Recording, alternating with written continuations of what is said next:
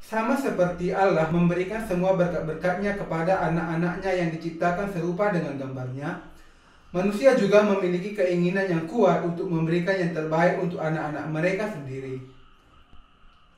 Allah kemudian membawa Abraham keluar dan menyuruhnya melihat ke langit serta menghitung bintang-bintang. Kemudian Abraham memandang ke arah bintang-bintang.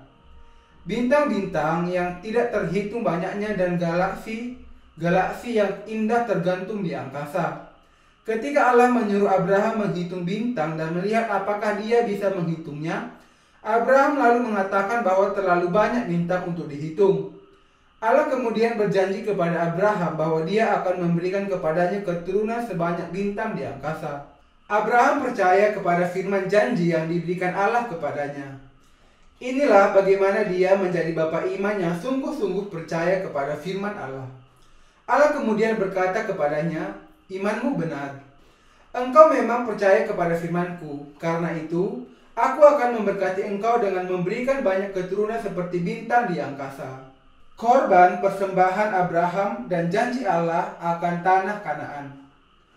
Allah memimpin Abraham keluar dari Kasdim dan berjanji kepadanya bahwa dia akan memberikan kepadanya dan keturunannya tanah Kanaan. Apa kemudian bukti bahwa Allah akan menggenapi janji ini? Ini ditunjukkan dengan apa yang dikatakan Allah kepada Abraham. "Bawalah kepadaku seekor lembu betina berumur 3 tahun, seekor kambing betina berumur 3 tahun, seekor domba jantan berumur 3 tahun, seekor burung tekukur dan seekor anak burung merpati. Ini adalah bukti perjanjian yang aku buat denganmu untuk memberikan tanah Kanaan kepada keturunanmu." Ini menunjukkan kepada kita bahwa keturunan Abraham akan memberikan korban persembahan kepada Allah untuk dikuduskan dari dosa-dosa mereka. Dan inilah janji Allah bahwa dengan iman ini mereka akan masuk ke tanah Kanaan. Ketika Abraham tertidur nyenyak saat memberikan korban persembahan, Allah menampakkan diri kepadanya dan berjanji, "Ketahuilah dengan sesungguhnya bahwa keturunanmu akan menjadi orang asing dalam suatu negeri yang bukan kepunyaan mereka. Dan bahwa mereka akan diperbudak dan dianiaya 400 tahun lamanya. Tetapi bangsa yang akan memperbudak mereka akan kuhukum, dan sesudah itu mereka akan keluar dengan membawa banyak harta benda yang banyak. Tetapi engkau akan pergi kepada nenek moyangmu dengan sejahtera, engkau akan dikuburkan pada waktu telah putih rambutmu." Kejadian 15 ayat 13 sampai 16. Allah dengan kata lain berjanji bahwa dia akan menjadikan bangsa Israel makmur di tanah Mesir dan kemudian membawa mereka ke tanah Kanaan, dan untuk itu dia memutuskan untuk memerintahkan mereka memberikan korban yang akan menghapuskan dosa-dosa mereka di kemah suci. Untuk menunjukkan kepada Abraham bahwa dia akan menggenapi janji ini, Allah membuat suluh berapi yang melewati potongan-potongan daging dari korban persembahan Abraham. Dengan cara ini, janji Allah kepada Abraham bahwa dia akan menjadikan dia dan keturunannya menjadi umatnya berawal korban penghapus dosa yang tersirat di dalam korban persembahan. Allah juga berjanji kepada Abraham, "Kepada keturunanmu lah kuberikan negeri ini, mulai dari sungai Mesir sampai ke sungai yang besar itu, sungai Efrat, yakni tanah orang Keni, orang Kenas, orang Kadmon, orang Het, orang Feris, orang Refraim, orang Amori, orang Kanaan, orang Girgasi, dan orang Yebus." Alasan mengapa Allah berjanji adalah untuk menunjukkan bahwa dia akan menghapuskan dosa Abraham dan keturunannya melalui korban persembahan. Proses yang dengannya Allah menggenapi firman perjanjian kepada Abraham nampak di sepanjang sejarah perjanjian lama. Allah menjadikan Yusuf sebagai Perdana Menteri di Mesir dan membawa seluruh keluarga Yakub ke tanah Mesir untuk mengembangkan jumlah mereka. Kejadian 41 ayat 37 sampai 45. Kejadian 47. Tetapi sejalan dengan waktu, muncul Firaun baru yang tidak mengenal kepemimpinan Yusuf yang begitu baik kepada bangsa Mesir, dan kemudian mulai menganiaya bangsa Israel yang berkembang pesat di Mesir. Dengan segera bangsa Israel diperbudak, dipaksa untuk bekerja paksa bagi bangsa Mesir. Keluaran 1 ayat 8-14. Meskipun demikian, bangsa Israel tetap berkembang dan karena itu Firaun menambahkan beban perbudakan kepada mereka. Pada saat bangsa Israel menderita di Mesir dengan perbudakan mereka selama 400 tahun itulah akhirnya mereka mulai mencari juru selamat. Melalui Musa, Allah membawa mereka keluar dari tanah Mesir untuk lepas dari perbudakan mereka. Keluaran 14 ayat 21-25.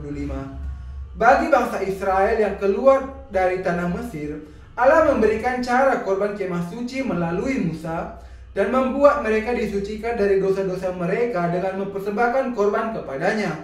Bangsa Israel kemudian menerima dari Allah hukum Taurat, Keluaran 20, dan cara korban kemah suci, Imamat 1-4.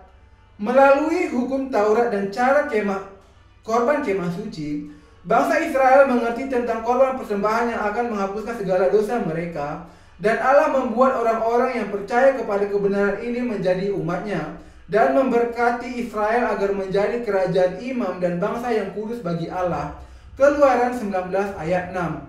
Allah menggenapi janjinya kepada Abraham bahwa dia akan memberikan kepadanya keturunan yang jumlahnya seperti bintang di langit dan memberikan tanah Kanaan kepada mereka. Ketika bangsa Israel keluar dari Mesir, jumlah laki-laki yang berusia lebih dari 20 tahun dan sanggup berperang jumlahnya lebih dari 600.000.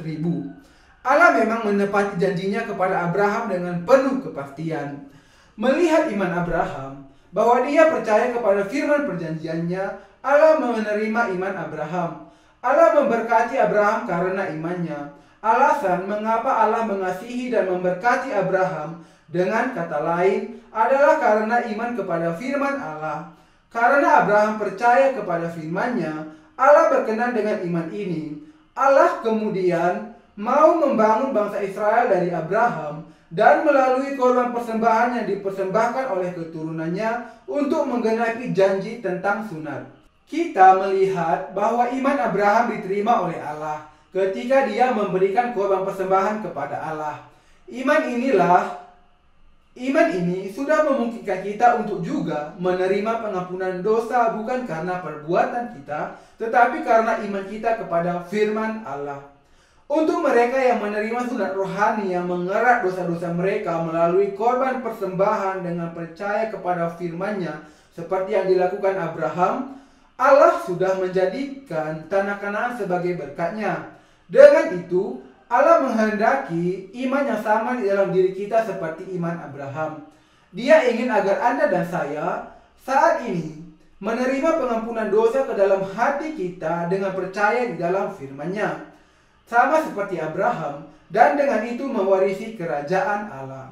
Allah Bapa menanggungkan segala dosa kita kepada Yesus Kristus melalui baptisannya dan membuat dia menjadi anak domba Allah bagi semua manusia. Dan Allah menghendaki kita percaya kepada kebenaran ini seperti Abraham. Dia menghendaki orang-orang yang percaya menjadi umat-Nya untuk selamanya.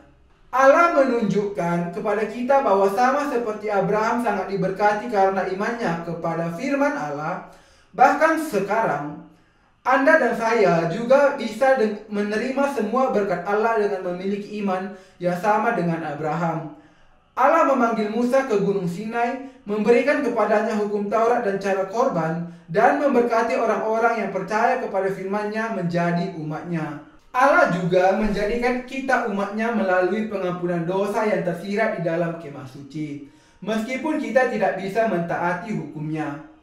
Melalui iman kita kepada kebenaran yang dimanifestasikan di dalam kemah suci, Allah sudah memampukan kita untuk menerima berkat kekalnya. Dengan itu, kita semua harus menjadi umat Allah dengan percaya kepada kebenaran ini yang dinyatakan di dalam kemah suci.